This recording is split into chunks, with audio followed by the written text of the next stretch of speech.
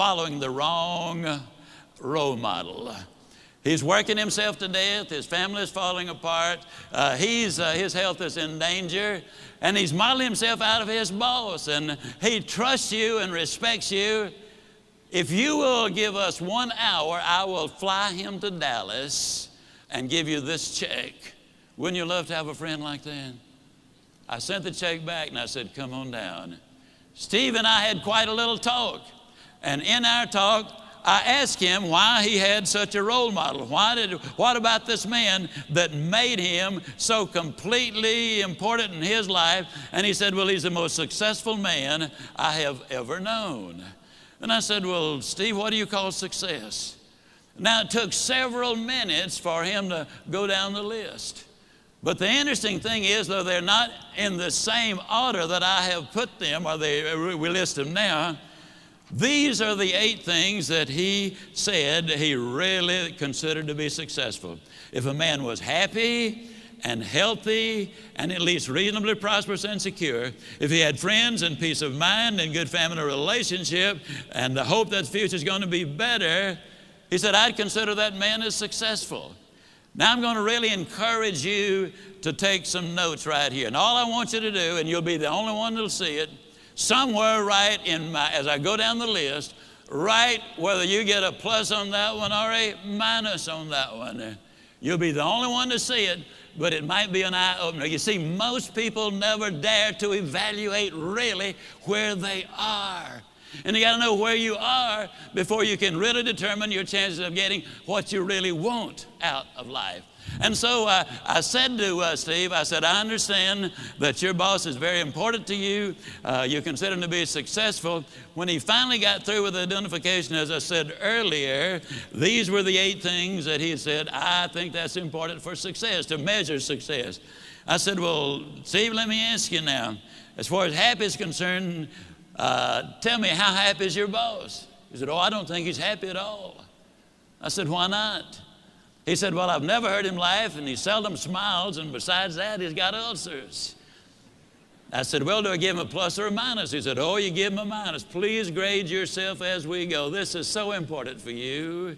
Then I said, that also tells me something about his health if he's got those ulcers. Do I give him a plus or a minus? He said, you give him a minus. I said, that also says something, Steve, about his peace of mind, because you don't get ulcers because of what you eat, but what's eating you. I said, do we give him a plus or a minus? He said, we give him a minus. I said, Steve, I've asked you one question about what success is, what balance is, what's important to you. One question, and your boss comes up with 3 minuses. I said, tell me how prosperous he is. He said, man, he's got money running out of his ears, and he's getting more every day.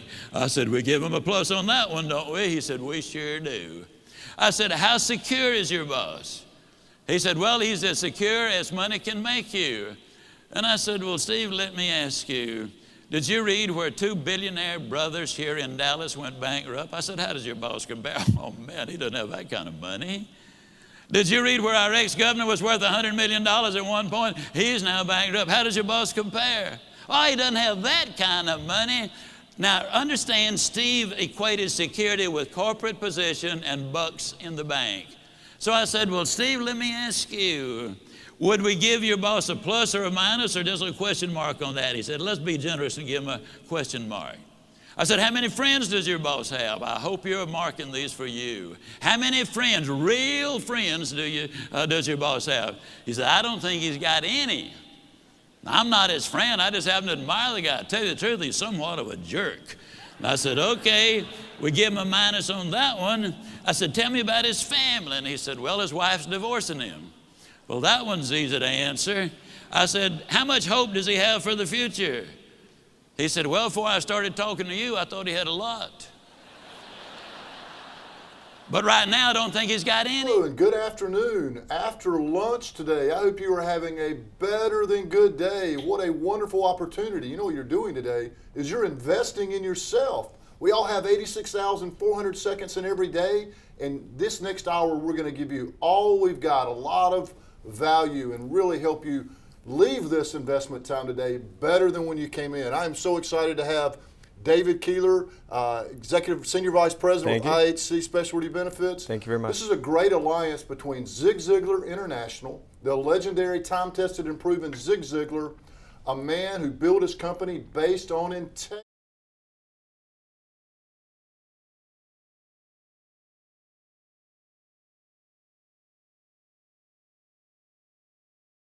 Connected since 2002, and a lot of those principles we're able to bring into the IHC companies. It's just great to be here. So just a brief overview of what we're going to do today is we're going to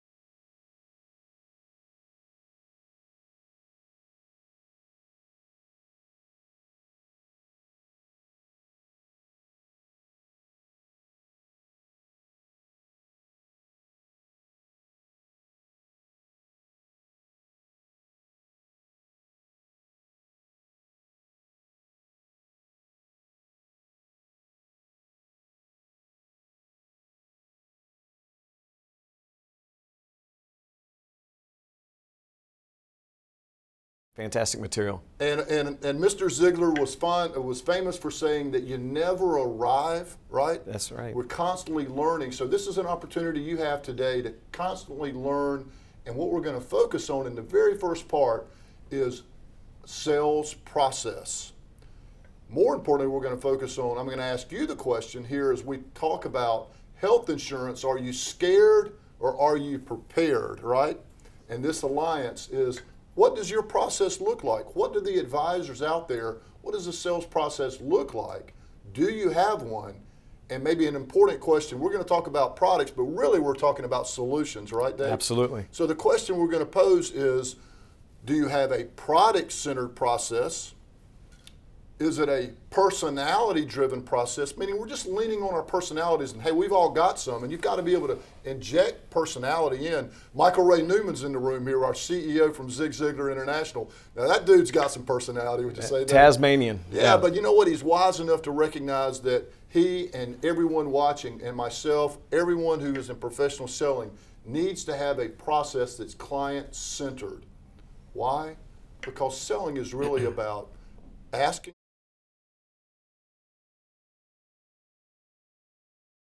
Is a transference of feelings. It's also a transference of facts, and I think that's a really positive and a really needed thing in today's sales environment in our industry for sure. So let's get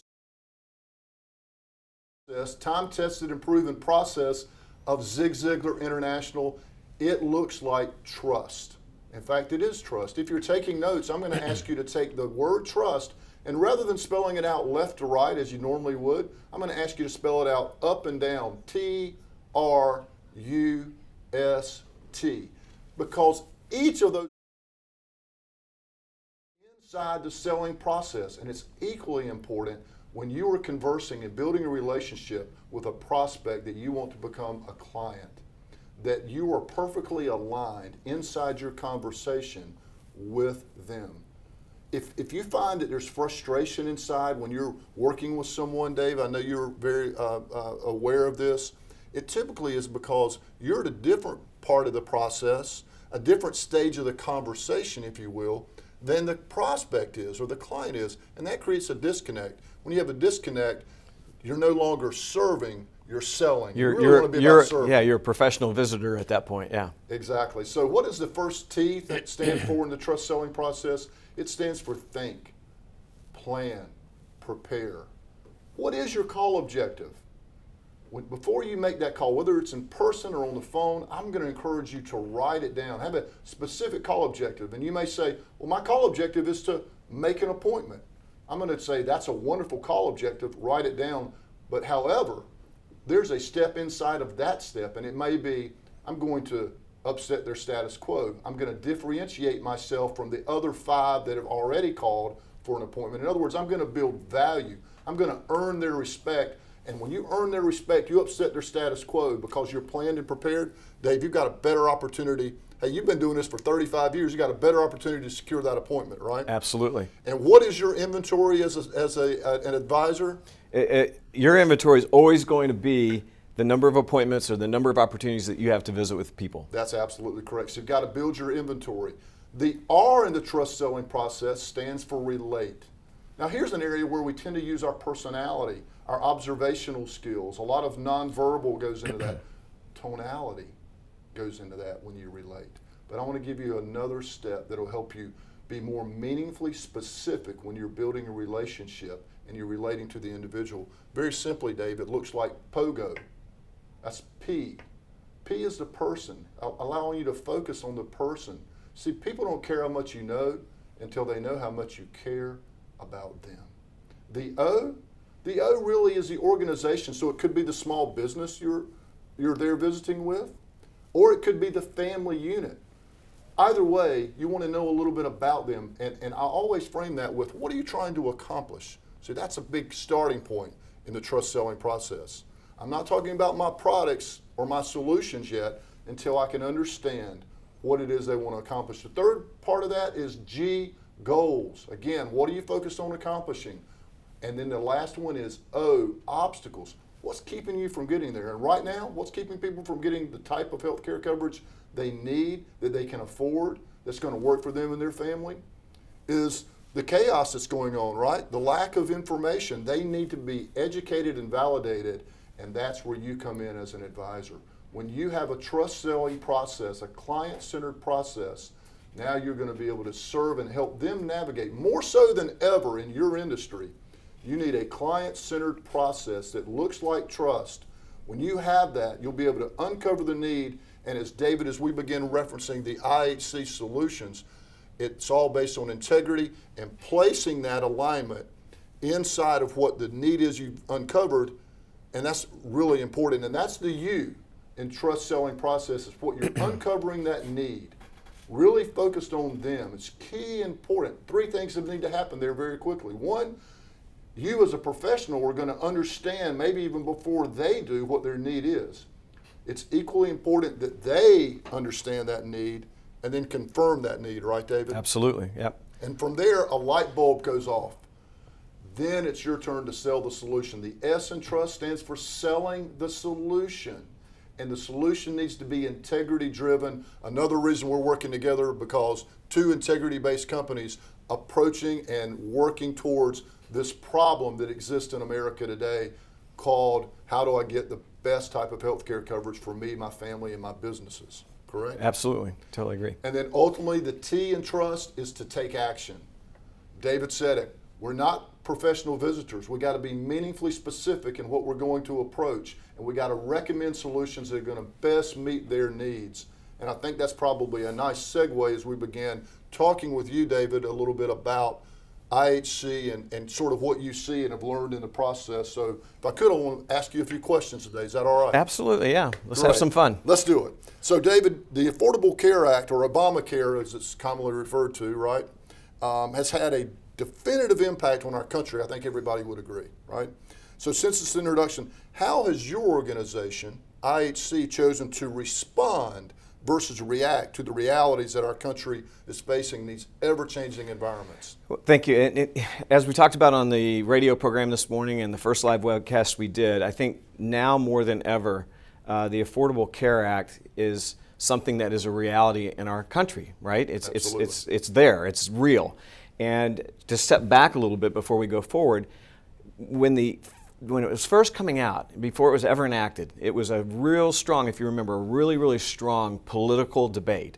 So if you were a conservative or Republican, here's all the reasons why it didn't make sense. And if you were a liberal Democrat or you were on that side of the aisle, here's all the reasons why it did. And it was a political argument, political platforms. Ultimately, the Affordable Care Act got passed, it got enacted, it got challenged, it got upheld, right? And so what did it become at that point? It became reality. And the reality is, for the sectors that we serve, most of the sectors we serve, is that the reality of the ACA, it did a number of things. And one of them is that it wasn't a political conversation anymore. It wasn't a political debate. And for the people and families and small businesses we serve, it became about margin. Because regardless of how you feel or what side of the aisle you may sit on, one thing that nobody will argue is that cost continued to rise. So if you were used to paying, say, $500 a month, and all of a sudden you're paying $800 a month, it didn't matter what side of the aisle you sat on. Now you're thinking about, well, that's $300 extra out of the business or out of the family's budget or whatever it might be once that got enacted. So that's reality, right? I think there's some real positive things about the ACA in terms of the reality of it, and is that it is the best form that I've seen in my almost 35-year career of free advertising I've ever seen. Okay. So you can't avoid the conversation of ACA. I was telling Gina Choi, who's with us on this visit and this trip and is in the studio with us today, is that I have actually had people come up to me and say, I'm not going to do the ACA anymore. And I'm like, really? How are you? You mean advisors? As advisors and small marketing companies, how are you? So you're not going to do the ACA anymore. So how are you going to avoid the conversation? And I don't think you can. Right. I think the reality with the ACA and Obamacare is that it's just a conversation, and it doesn't matter whether you're a small business owner, an individual, or you work for a large corporation. The question is valid. How does the ACA Affordable Care Act affect you, Edwin, and Renee, and your three beautiful daughters? And we go from there. So in today's world, I think that's a reality, and I think that's a great starting point.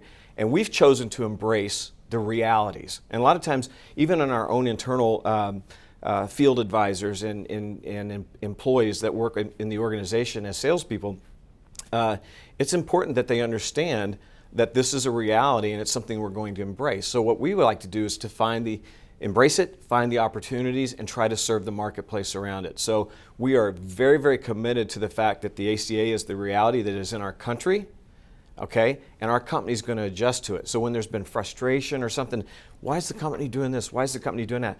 Well, it's because they're responding, okay, to what's happening in the country. They're not reacting to what has happened in the country. So that has been a critical mass for us, and I think it's one that we've done really well in, and we continue to get better at. And then I'm sure we'll talk about this a little bit more as we continue, but and we talked about this in Tampa the other day at your sales class that was so great, was that today more than ever, what is the product? And people will, as you saw, people will say it's this, it's that, it's this, it's that. The product is the licensed advisor, right? Or the sales product. Yeah, the salesperson.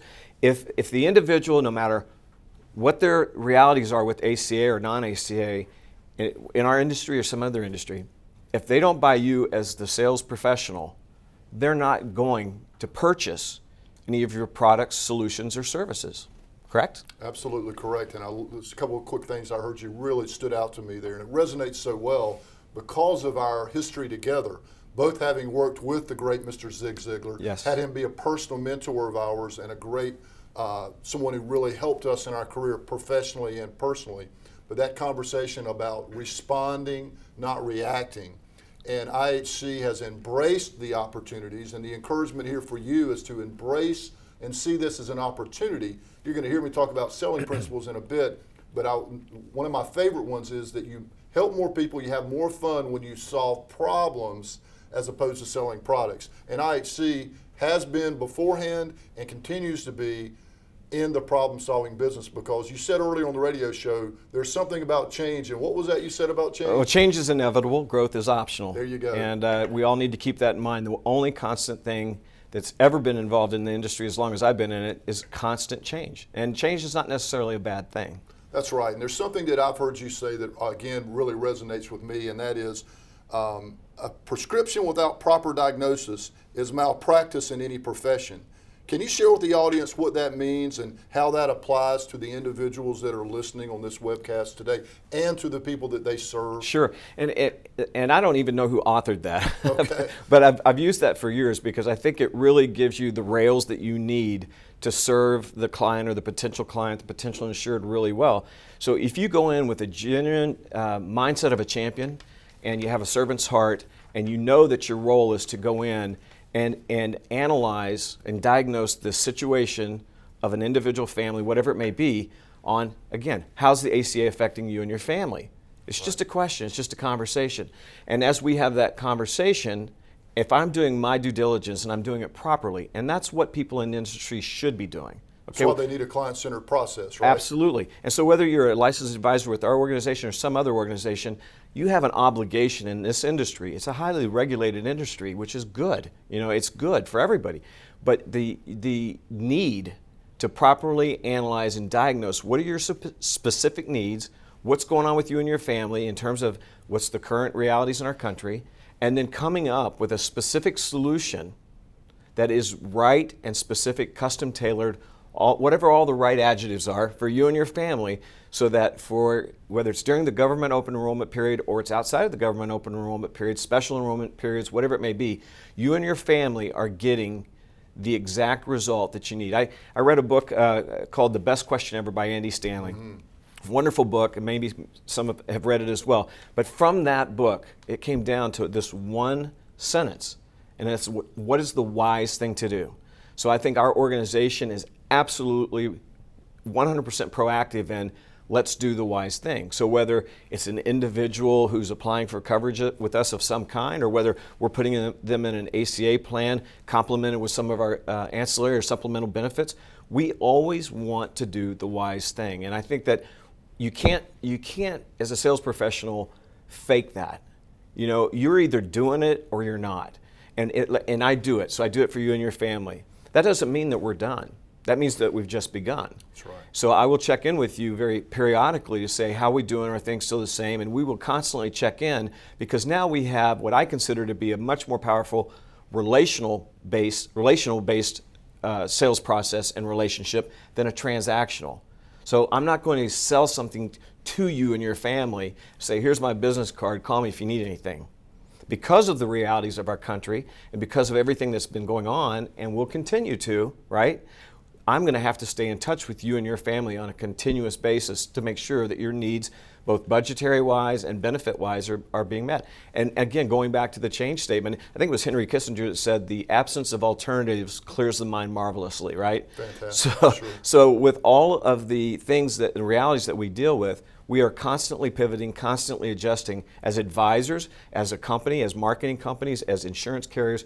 We're trying to make sure that we're constantly bringing unbelievable value and unbelievable protection to the people that we serve. So as an advisor, when you're operating as a true sales professional with a client-centered process where you're spending more time uncovering that need before you start talking about the solutions that you have, it yields that relational ongoing, because let's talk about very briefly, unfortunately, some of the realities of the past of this industry. We're just going to spend a second. Occasionally, there are people in all types of industries that execute a sale, and then they hope they never have to interact with that individual again. Yeah, right? One and done, move on. Yeah, but what you're just described, David, based on integrity, based on that client-centered process, is that these advisors out here that perhaps aren't doing business and representing IHC now have an opportunity to attach themselves to a culture that you can embrace that. And what that says to me is, when you continually stay in touch with somebody, guess what you get an opportunity for? Referrals. It's a great way to build a business, right? Yeah, and to feel proud about it. Absolutely. And if the right solution for a particular individual and family is no sale, hey, stay right where you're at. I know it's expensive. I know it's painful. I know it's hurtful. Here's a couple of things you might be able to do to adjust your pain. Who else do you know that I might be able to serve in a first-class, high-road manner? It's a way of life. It's a mindset. It's something that's real and genuine. You don't turn it on and off at the end of the day. It's something that's always there, and it permeates constantly. I agree with that. And I having sold health insurance, I never really felt like I sold a health insurance plan or a policy. I felt like what I was doing was helping to facilitate the very dreams of that small business owner and family, helping to secure that. So IHC was providing security, peace of mind, ongoing relationship. All of those things come together. Let me turn the page just a minute, because I want to talk about something that you guys have just launched here the last few days, I believe. Yeah, right? Just launched this past Tuesday morning. And it's a perfect time with open enrollment coming up for the advisors to gain a better perspective and understanding for what it is and what it isn't, right? So the question's phrased this way: is it fair to say that the new Care Access Plan, called CAP, yep. right? CAP, that we're discussing which is indeed a fixed benefit indemnity plan, which is different than a major medical plan, correct? Correct. Not better or worse, just different, all right? Is a result of your organization finding the opportunity through the adversity and these changing environments that we've been speaking about so far. And I'll answer that as I've done the other 2 times today. Is Sure. yes and no. Okay. Is that we did not sit back in a think tank and say, hey, based upon all the things that are going to happen with the Affordable Care Act, we better get our act together, if you will, and start filing products and programs that will be there if this thing really gets hazy and it really gets cloudy and really gets murky for insurance carriers, you know, that might be losing money, or for consumers that are paying way too much money, networks that are disappearing or shrinking, et cetera, et cetera. We always had an appetite for these type of plans, going back decades, but with the IHC companies, about 2008, 2009, we started bringing them into our product portfolio because we saw a need for them in addition to the traditional major medical products that we were selling at that time and our short-term medical products and all the other things that we were selling.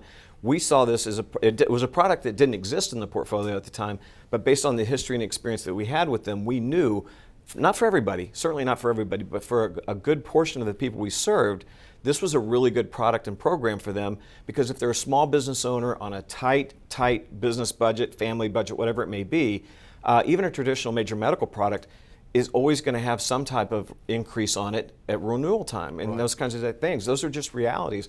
So one of the things I've always liked to talk about is that, you know, these, because you have the ACA compliant plans or ACA non-compliant plans, well, I like to look at it, and that's very factual, very true. I like to look at it and go, hospital indemnity plans, fixed indemnity plans, they were never major medical plans before the ACA, right? Right. They're not major medical plans after the ACA. So it's another product, it's another program. The CAP plan that just got introduced in 35 states this past Tuesday, and the early signs of it is extremely impressive in terms of people's receptiveness to it. It's actually the 3rd generation of our hospital indemnity, fixed indemnity type product. So you have a history of developing these solutions for the Yeah, marketplace. yes, and there's lots of reasons for it, whether it be a supplemental plan or whether it be designed and built as a primary plan for an individual or a family. There's a niche out there in the marketplace of people, small business owners, where this is the type of plan that can really, really help them for their coverages. You know, stability in rates and simplified underwriting, things like that. Again, emphasizing that when you're communicating these types of solutions, they need to be done in integrity-based, full disclosure, which I know IHC does extremely well. Right. So for those advisors and consumers, so for the advisors that would perhaps want to maybe get, I don't know, 5 or 6, 10 of sort of the top compelling reasons why they might want to perhaps recommend the CAP plan, and or for any consumers that might be watching and listening out there, because we do today, we've got to educate and validate, right, in the things that we do. What might be some of the top things that you might recommend that are benefits and highlights of this? That's let me back up just a little bit, because in the previous 2 programs we've done today, I've said, you know, there is the government open enrollment period for the Affordable Care Act, right? And it begins November 1st, ends January 31st. And so I'm going to turn it around just a little bit and tell you that we have an open enrollment period on all of our products as well, too. Great. So it's year round. So our products. And that's even better. Yeah, our products and programs, whether it's inside the government open enrollment period for Affordable Care Act plans or not, we are always open for enrollment. So whether it be our fixed indemnity product of CAP, or whether it's our short-term medical products, dental, critical illness, other things that we're getting involved in that's just a little too premature to talk about, we are always open for enrollment. Can I ask Absolutely. just to clarify something there? So let's say that I, as a consumer, chose not to participate in the open enrollment for whatever reason. The government's open enrollment. enrollment. Open enrollment, yes. And then down the road, I felt I was feeling insecure about the fact now I don't have any type of coverage. And so I'm outside of the enrollment period. I could come to an IHC advisor and have an opportunity to enroll in some of the solutions that you're offering. It wouldn't necessarily be a major medical plan, but it would be some coverage that would really benefit my family and put me in a much better position. Is that what I heard you say? That's correct. Unless you had a special enrollment period or a qualifying event, sure.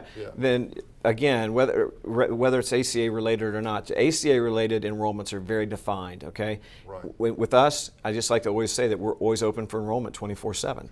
So, if somebody has a need that we can help solve or put them in a good position to carry them to the next open enrollment, or it's something that's a permanent solution that provides them, adequate coverage for their budget and for their benefit needs and those kinds of things that they just put in force and put in place, we absolutely can do that. Getting back to your question, Sure. I had some of them here on the side that I absolutely want to make sure I don't miss any of them, so I've got a little couple notes here on my iPad. Is that the number one is that with the CAP plan and with all of our plans, regardless of whether it's a dental plan or on one of our companies or whether it's the CAP plan we're talking about, you're dealing with an A- excellent rated company by the AM Best organization. So, and what does that mean to the consumer and to the advisor? When it means that you're dealing with a financially strong and stable organization and company. And there's lots of great ones out there. Right. But we take great pride in the fact that our three carriers underneath the IHC group and the ones that we provide products on, what we call our paper, and when we manufacture and develop products and programs, they're all on A-rated carriers, A- rated carriers. Wonderful. You can enroll, like as we said, we've beat this one in the ground, but you can enroll in the CAP plan year-round. There are no calendar year or lifetime maximums, which is really a great benefit for people. There are three base plans on the CAP plan, the Care Access plan. There's the economy, there's the value, and there's the superior plan. So you can make a choice on one of those three plans, and then depending upon which plan you choose, you have deductibles that range as low as zero deductible, first dollar coverage, or on maybe the superior plan, you might want to take a higher deductible, and we have them as high as $7,500. And given the wide range of people's budgetary needs, their personal needs, truly what they're trying to accomplish, it's really important that you have that robust flexibility of offering three different avenues to run down, or three filters, if you would. Correctly. Yeah, absolutely. And in addition, you have the daily benefit amounts and those kinds of things apply to individual illnesses and accidents. So it's not a program where you have a situation, you have a claim, and you're one and done, program ends, it's over. It's nothing like that. The base plan includes obviously inpatient services, inpatient hospital, surgery assistant surgeon, ambulance services, both ground and air, chemo and radiation, just to name a few. So there's lots of variables, lots of benefit structures, there's lots of options. So for a licensed advisor or for the client that they're serving, there's a lot of mobility. There's absolutely a lot of mobility in finding that bullseye for that particular moment, the particular time, on what's the right product, what's the wise thing to do. I'll come back to that. What's the wise thing to do for this individual and family at this particular time? And if it's one of our Care Access plans, and you might put some other ancillary products around it, like our dental or RX or some of the other things that we offer, an external carrier life insurance company that we represent that has living benefits that can make the program a little bit stronger and better as well. We have the flexibility to do those things. So it's the one product I like to talk about because it provides permanent protection, permanent coverage. It's not durational in nature, so we'll come back to that. All right. There's a base plan critical illness in the plan, so if it was like you and Renee and the girls, you and Renee each get $10,000 of critical illness coverage, and each of your daughters would get $2,500, assuming they're enrolled on the plan, and you can buy that up to where you and Renee each have up to $40,000 of critical illness coverage, and each one of the girls has up to $10,000. Can that be a complement to perhaps a major medical plan that you might have as well? I'm not sure about It absolutely could be. So when if you had a higher deductible in your major medical, that could.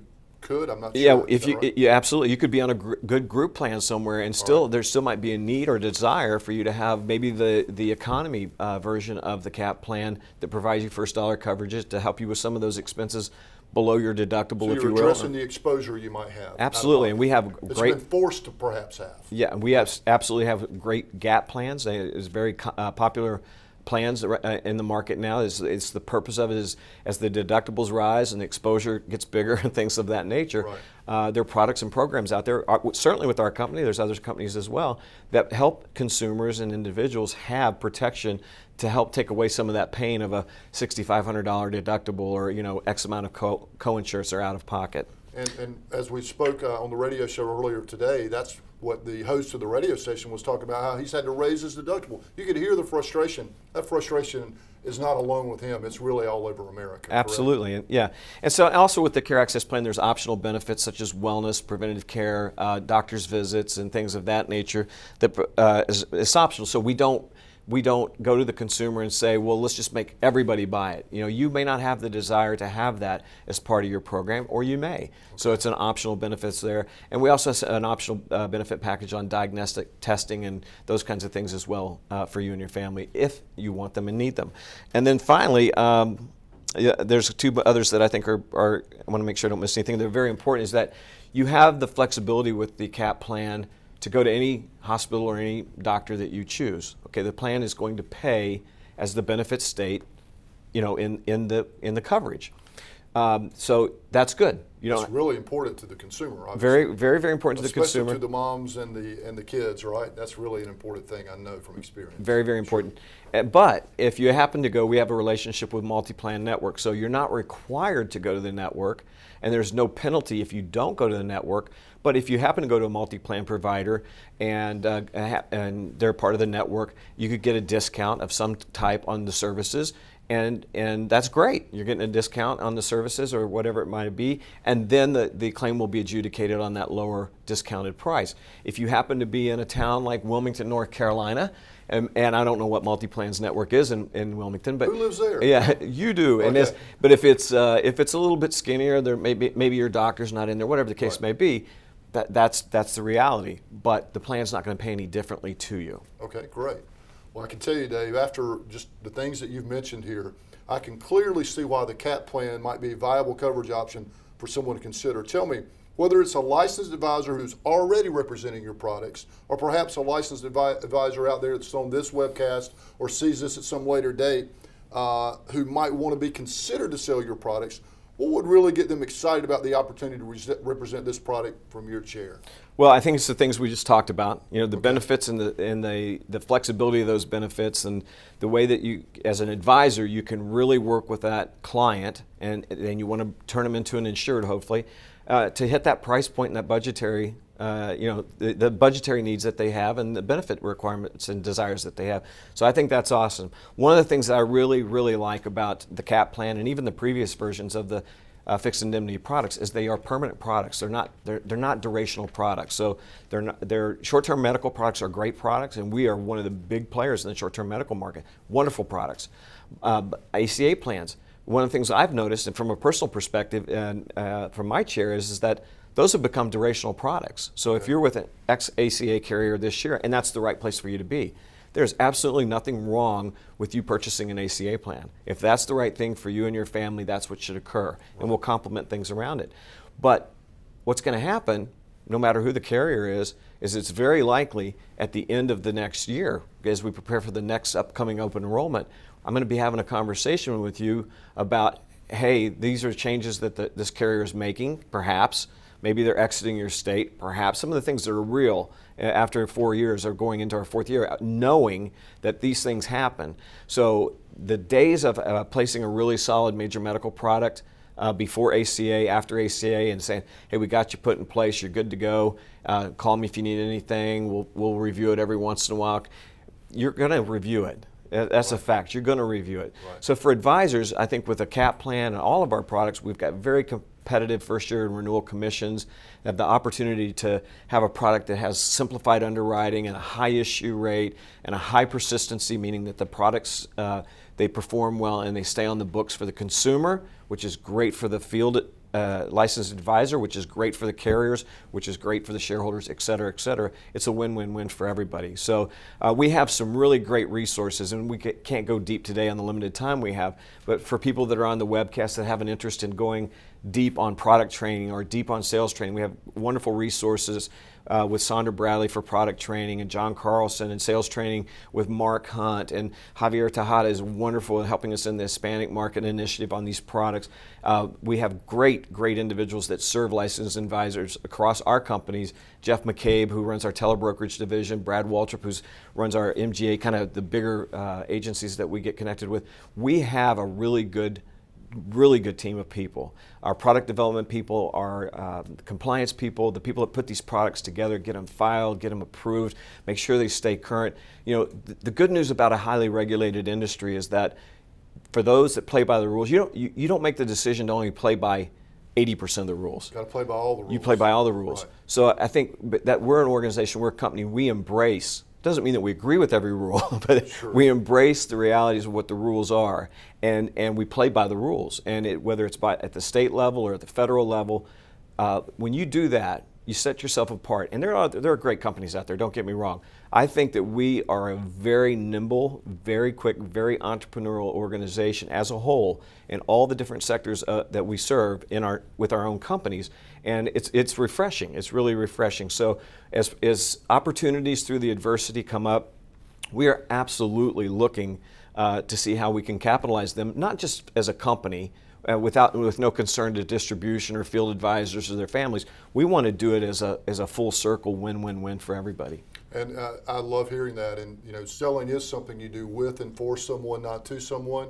It's also that transverse of feeling. You can hear your passion, your experience, but really your passion. And I know personally a number of those people that you just mentioned. You guys do have a dynamic team, and it's the reason that we've created this alliance here. Ziglar International creating this alliance with IHC, because we really are cut from the same cloth, if you will. The integrity-based, truly want to be a real servant. And what great wisdom, great insight that rolled out of those 35 years of serving others, David. I really appreciate that. I learned a lot. I'm sure the advisors did as well. Yeah. No, in today's world, regardless of what's going on with our country, the people and companies and organizations, in my personal view, that are going to really capitalize are going to be the ones that embrace integrity-driven sales.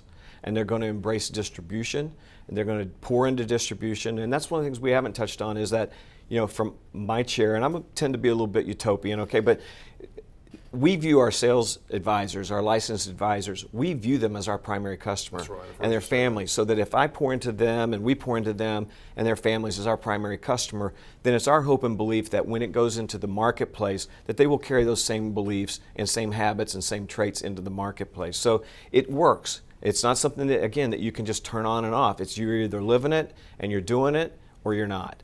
And you got to be a constant student to be able to do that, right? What we both learned from Mr. Ziglar. I promised that we would share with you 4 of Mr. Ziglar's greatest fundamentals and principles. The interesting thing about this is I travel around the country and share this with organizations. There are people inside of that, David, that have been selling for 35 years and people that have been selling for 5 months. It does not matter. In fact, what I've found and discovered is that as we share these principles, it's those that have been selling for a long time that come back and go, oh, I've always known that, but somewhere I've gotten away from that a little bit. My process isn't quite as refined as it should have been. Maybe I've fallen back on my personality too much, gotten a little complacent. Hey, it's more relevant than ever before, and you've really got to be on the top of your game as you go into open enrollment and through. So let me give you 4 things real quick. Would that be all right, David? Absolutely. Number 1, and we touched on it, that selling is a process, not an event.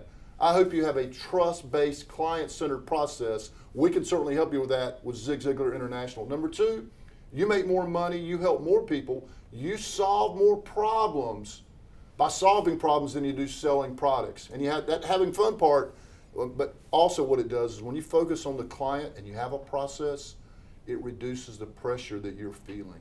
You're not anxious. And if you're not feeling anxious about helping someone, guess what? The prospect isn't feeling anxious. There's that synergy there. You're relaxed and then they're relaxed, focused on them. Thirdly, people don't buy for your reasons, yet I see salespeople all the time trying to provide reasons why you should move forward with something. Let me give you these reasons. The reality is they make decisions based on their reasons. So what our role is as a sales professional is to uncover their reasons. And I do that by saying, what is it you want to accomplish? How do you feel not having coverage?